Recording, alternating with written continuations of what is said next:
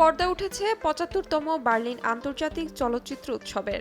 এবারের আসরে চলচ্চিত্র অবদানের জন্য বিশেষ সম্মানসূচক স্বর্ণ ভালুক পেয়েছেন ব্রিটিশ অভিনেত্রী টিলডা সুইনটন। সামাজিক এবং রাজনৈতিক বিষয় নিয়ে তার মতামত প্রকাশের জন্য প্রায় সময়ই তিনি আলোচনায় থাকেন। তবে এবার প্রেসিডেন্ট ডোনাল্ড ট্রাম্পকে নিয়ে বিতর্কিত মন্তব্য করেছেন তিনি। পুরস্কার গ্রহণের পর ৬৪ বছর বয়সী এই অভিনেত্রী ডোনাল্ড ট্রাম্পের গাজা পরিস্থিতি নিয়ে মন্তব্য করেছেন।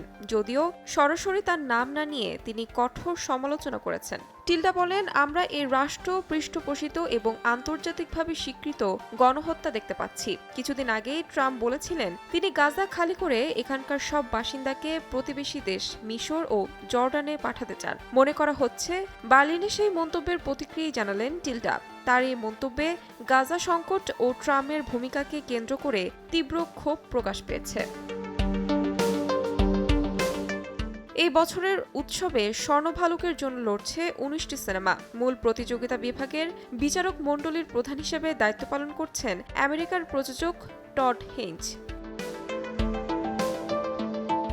তাহমিনা তন্নি, সময় সংবাদ।